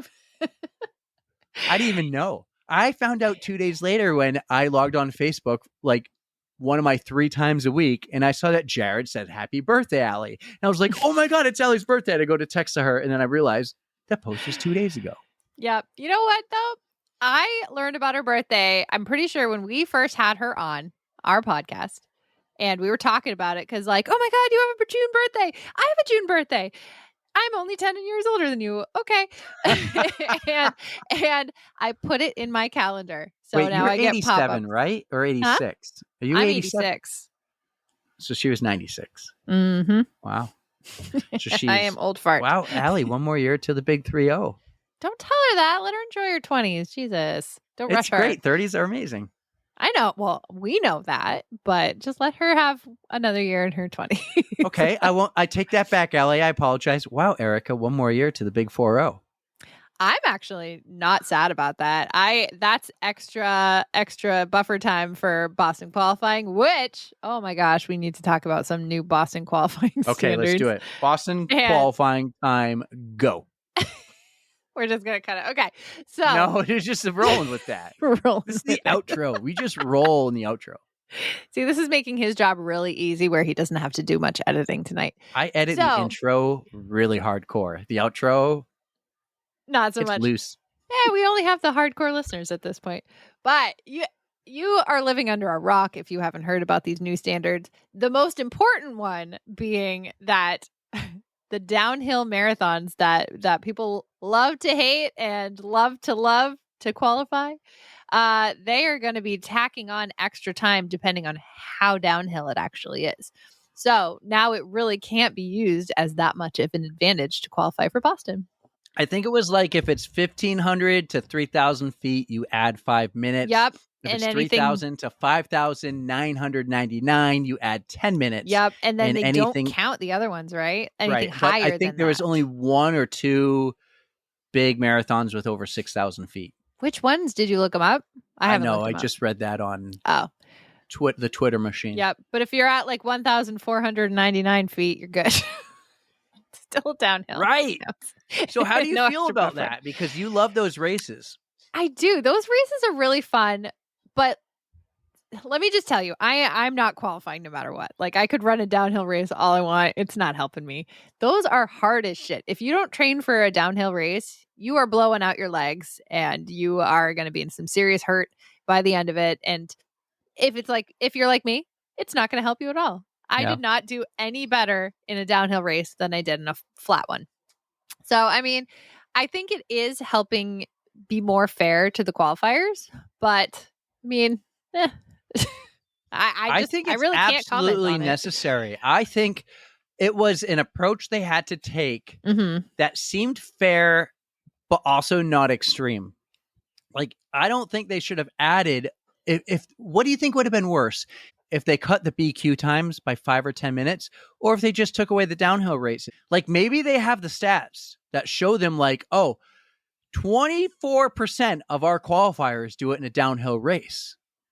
That is a huge maybe number. This was an approach they can take to not get the bad PR of saying, oh my God, you just made it impossible. You have to be an elite runner now to run that fast. Like how will I ever BQ? Where they're just taking away downhill races. Like, I think that was the right move. It is making it more fair because you do have the very fast runners who are trying to qualify on a regular rolling hill course of sorts. And now it really does just level the playing field. So, I mean, like I said, it doesn't matter to me because I ain't qualifying either way. But I mean, so many people I was all up in that comment section. People are happy about it. And the people who are not happy are the people who wanted to use the advantage. So, well, you know who's really not happy? And maybe they'll do some fancy PR post on Instagram like they did, but Run Revel is not happy. Wait, I thought they like were still trying to encourage people to run them. And yes, but some people run those races just to be cute, and now they're like, I'm not going to do it. Like, I mean, though, you can still be cute. It just is yes, you can, but you got to run 5 minutes faster. So I guarantee you, Run Revel was not thrilled when they saw this news. Probably not.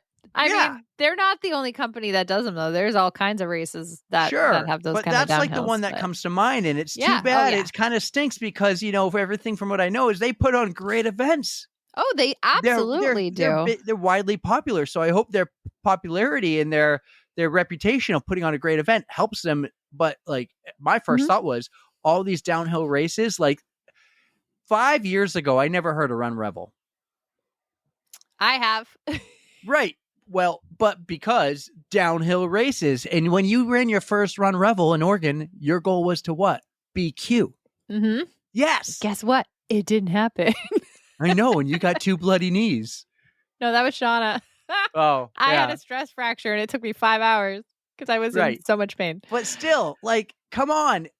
They're nervous. I would love to see. I saw a couple of graphs of showing like their revenue, their projected revenue. It's just downhill. Oh, which was kind of ironic.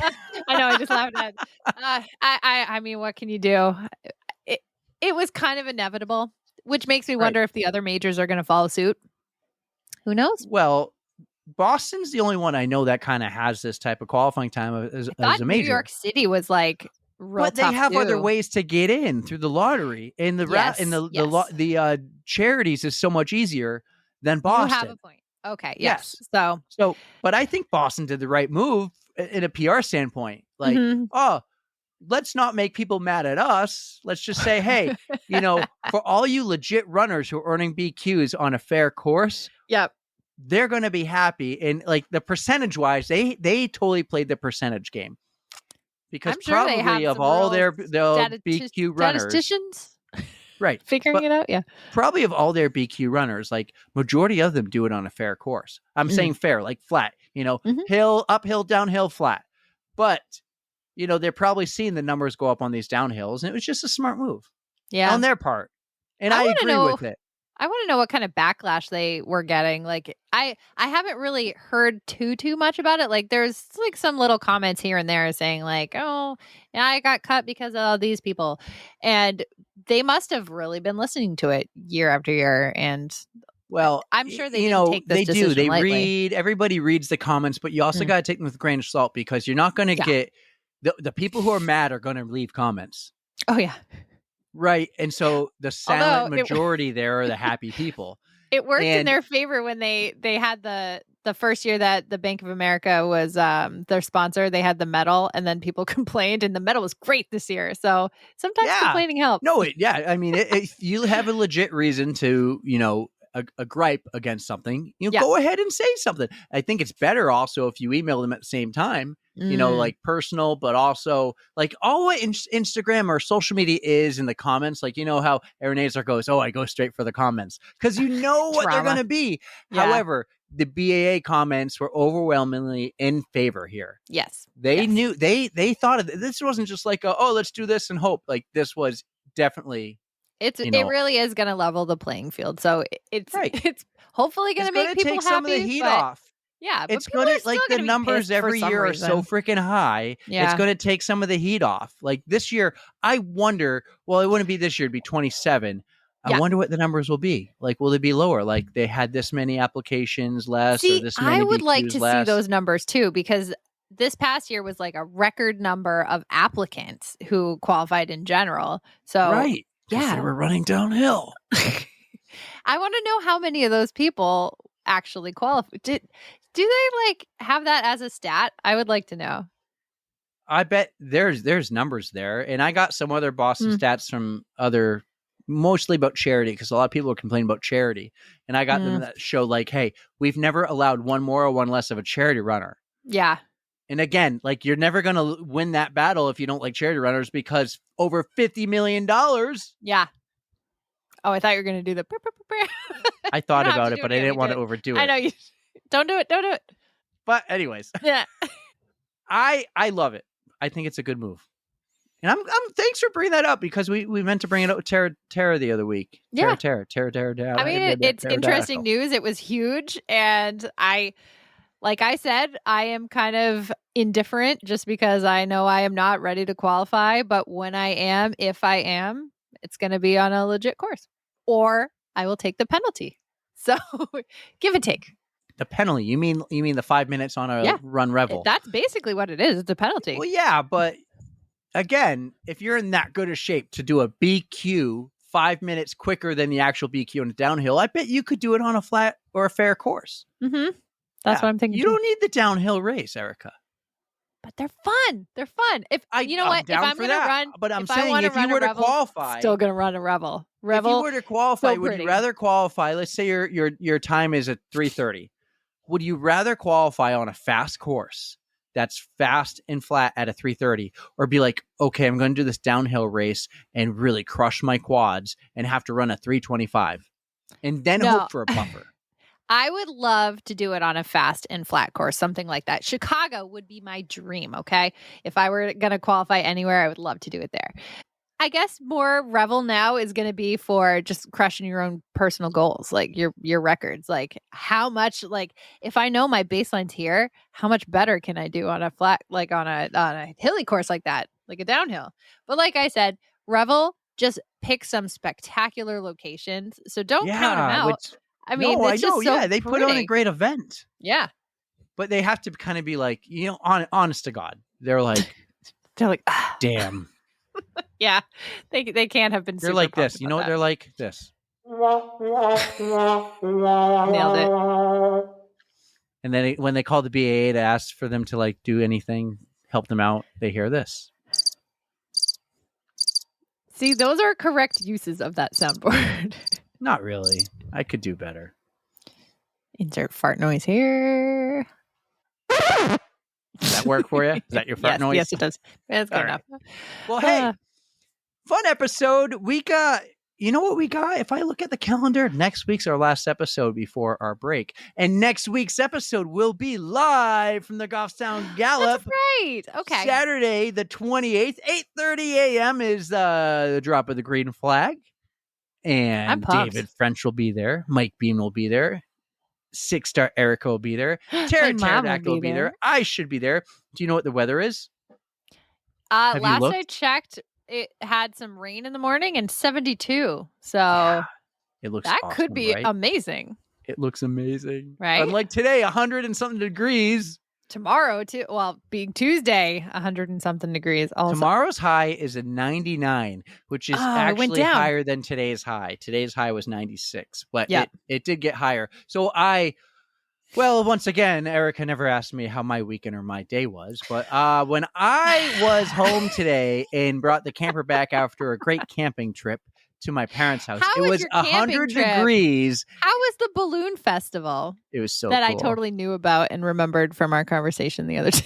It was so cool. Like the balloon, they were filling these balloons up on top of us. There were so many people at this festival. Did you get to go in one? Not a lot, huh? Did you get to go in one? I want to now. $350 for about an hour ride. Would you do it? That's not that bad. Yeah, but you got to buy it like months and months and months and months in advance. And then you need to hope, like, man, the people who did the balloon ride on Saturday evening had the greatest weather of all time for that balloon ride. Oh, it was epic. Ooh, sorry. Cool tangent. The other day, so my rail trail that I run doesn't care about my trip. Hey, shush. It's really close to the Tingsboro skydiving. Sky Pepperell. Sky Pepperell. Yeah. I was running the other day and they had just dropped off a whole bunch of people skydiving. So I saw them like right over my like ideal picture spot. There were like 12 of them. I'm like, this is so fun. I really thought I was going to get my skydiving license like 10, 12 years ago. And so you've done it? I've skydived twice. Cool. Have you? No. But I would. It was so cool and it's so loud. But once the parachute comes out and you glide down for another 5 minutes, it is so peaceful. That's cool. It is. That was the coolest part. But I digress. How was the rest of your weekend? Oh, so okay, you have to buy a balloon in advance if you're going to go up in it. Yeah, and they stuffed those baskets. And you know what is, I don't know if it's ironic or whatever, but did you see a hot air balloon caught on fire with 21 people in the basket in Brazil Saturday? No. Yeah, it was just ironic that I was at the balloon festival and then turned on Twitter and saw a balloon falling from the sky. It was 21 people. Amazingly, 13 survived, but I hear some of those people jumped out like as it was going up and they already knew it was on fire. But it was like hundreds of feet high. Insane. Yikes. But so a lot of people at this festival and everyone gets there early, like it's all day long, but the balloons take off at 6 a.m. and 6 p.m. So we were there. Did you take Friday. Pictures? Oh, I have so many pictures. Oh, good. You got to post them or it didn't happen. I'll do it like Erika. I'll get to it later. And I'll post it on my own personal page. I'm not the one who's going to be all mad about it. If I see him eventually, I'll be like, cool. So what was cool was there was like no line to say, don't pass this line. and everyone's sitting like, call it like a horseshoe shape, and there's easily, I saw over 20 balloons fill up. And as they're all showing up to lay out their balloons, and these things are massive, they're blowing them up right on top of us. Like, we're able to touch them and feel them. And they had one, like, it was a dinosaur. Your boys must have been like, they loved it. They loved it. out. I'll find you a picture of that one. But it was so cool to see. And then when they all kind of just take off and go, and you see like 12 balloons going away in the distance, that was cool. So I would love to go on a hot air balloon ride. However, I gave you the description of skydiving and what it was like when the parachute was out and it was peaceful, right? I imagine that would have been the same feeling in the hot air balloon basket. And I asked someone who went, and they go, it was, but it was always interrupted by a very large, loud flame. That was very loud and hot, apparently. I mean, it makes sense. If you have to carry a basket full of people up in the air, you gotta. Right. That's gonna be crazy. So yeah, that was awesome. Friday night and Saturday, we did the balloon festival. We hiked through the Quechee Gorge, which is really a cool sight to see. I used to work right by there. Oh yeah? Yeah. When I worked in Lebanon, and that's like wasn't it like 15 minutes away from there? Yeah.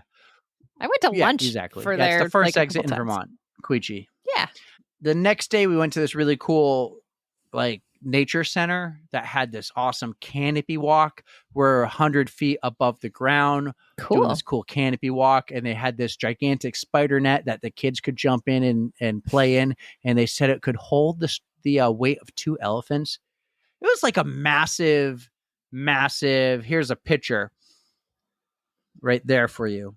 Oh, cool. It really does look like a spider web. Yeah. Wow. It kind of looks like a trampoline, but it goes down and Yeah. And we saw like birds, hawks, bald eagles, some super cool stuff. Here's the dinosaur hot air balloon. Oh, that's looks adorable. like a Pixar character. He looks like it should be in like almost like a Super Mario thing. Like, the turtles with the shells. Yes, 100%. That's kind of what it looks like, except it's brown and not green. And speaking of Pixar, you know how the Avengers are like all the superheroes in one movie? Yeah. I feel like an animated company needs to make a spoof of Avengers. Like, imagine if Pixar got like all the characters from Toy Story and all the characters from Lightning McQueen. Like, put them all together. Yeah, and like did something with all like just a spoof to be funny. I would watch that. Funny.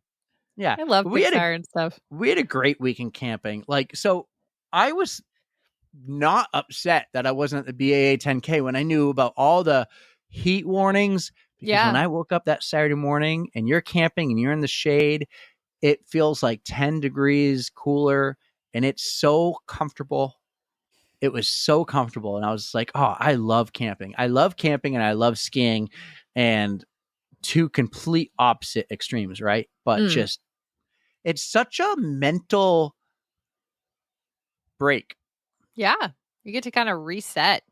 Right. There's the boys and the dinosaur. They're so cute. There you go. Yeah. It's a reset. You're right. And then today I worked from home, but I went to the beach for the afternoon because all the kids were at the beach. And then I went on my 2-mile run. Just random 2 miles. Yeah. That's awesome that you get to do this with your kids. Like they are experiencing the things you should be doing with your kids, being outdoors, teaching them to love nature, doing the cool walks, seeing things, having fun at the beach. I mean, I know a lot of times when we're recording, they watch YouTube, but that's a given. But you're doing all the fun stuff with them outside. So actually funny, they love sharks and dinosaurs, right? So sharks are called doo-doos because baby shark doo-doo-doo-doo-doo-doo, baby shark doo-doo-doo-doo-doo, right? They've always called sharks doo-doos. It'd be like doo-doo! So there was a doo-doo on the TV, like on whatever was up there, and Tommy's saying, and it actually hit play, not looking at it. And it was this movie with one of my famous lookalikes, Jason Statham. Uh-huh. And it's called like The Met. The Meg. Oh, The Meg. Yeah, right? the And this giant massive shark. one. Yeah. Yeah. And there's guns and shooting and everything, and a helicopter's exploding. This massive So octopus, and Tommy's not watching. not a And kid oh my appropriate God, movie. he was so upset when the shark dies. Spoiler alert. And it was only like 2 minutes worth of watching. Like, it was like, how did it just start at that scene? Like, what the heck? Like, how? I don't know. But I kind of walked in. I was like, what are you watching? And Tommy goes, doo-doo. Oh my God. And then he got all sad and Ashley realized, and she quickly hit stop. She goes, oh, right. But yeah, Jason Statham, my celebrity lookalike when I don't shave. Interesting. Okay. I could see it. Yep. Who's your lookalike? Wow, we are going long. I don't know who I really look alike, but so this came up like, I don't know, way back in college. There is an actress. Her name is Lily Sobieski, and somebody said I looked like her once. Not so much anymore. I got too much gray for that, but I don't know.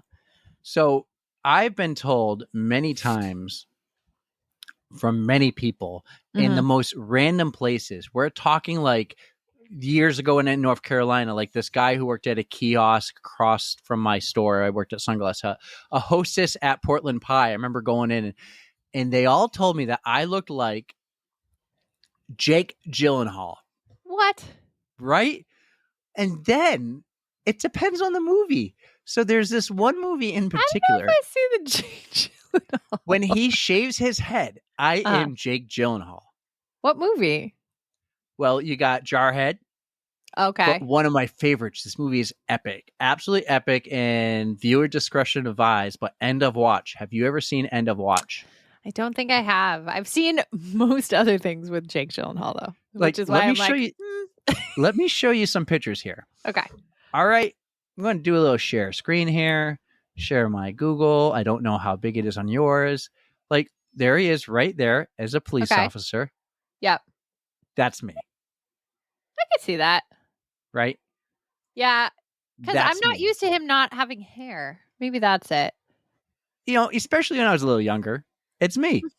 Totally. Okay. Look, that's me. That's totally me. Here's another one. This is the most me.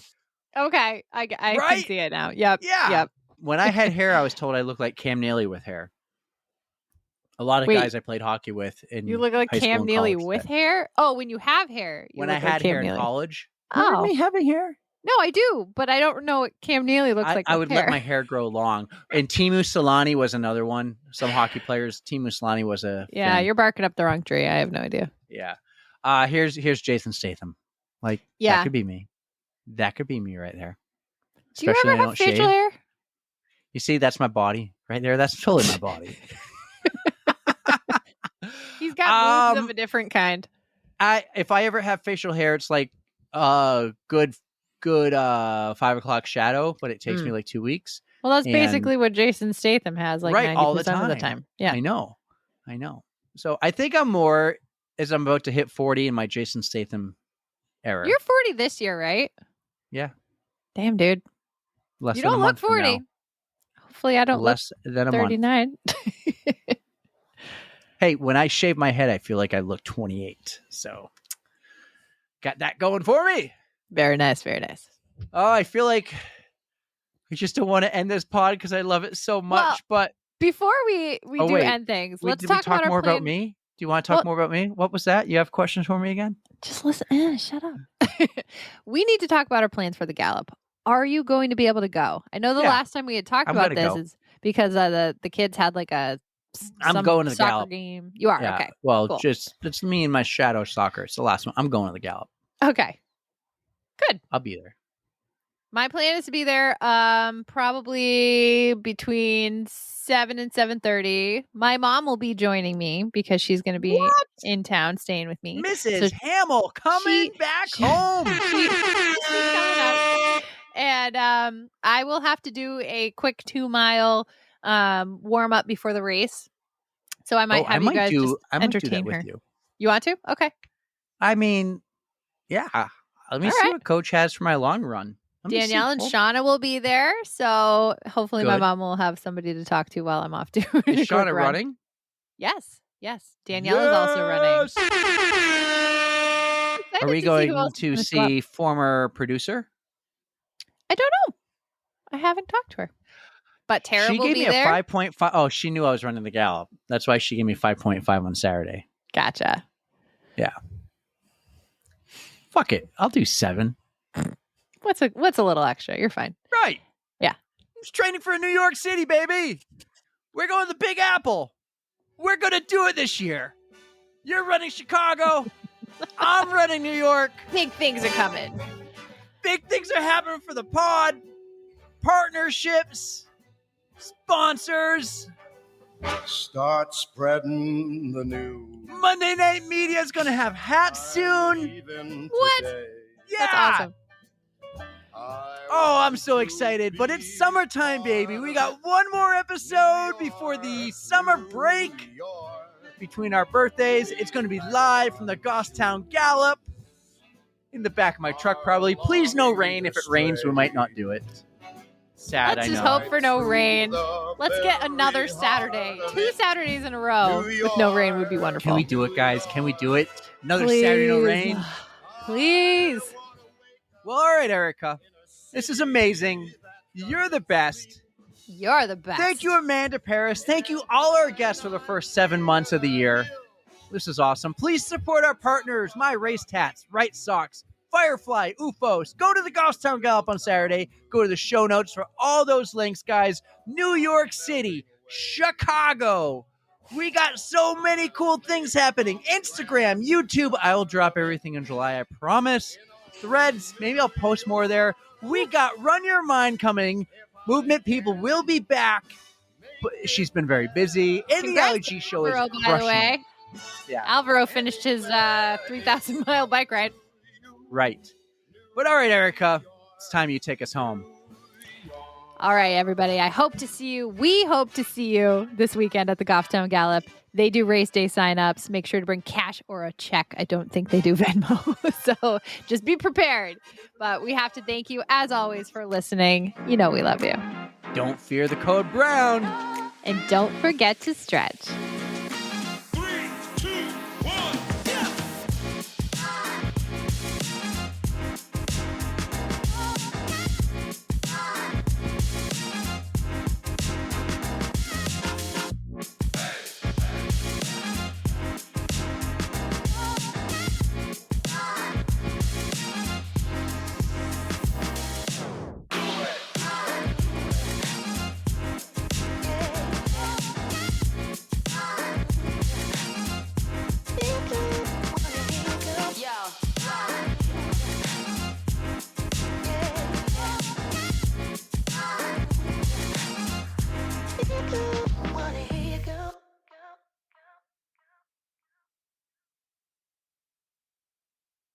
There are no details. No, let me start that over. This is amazing.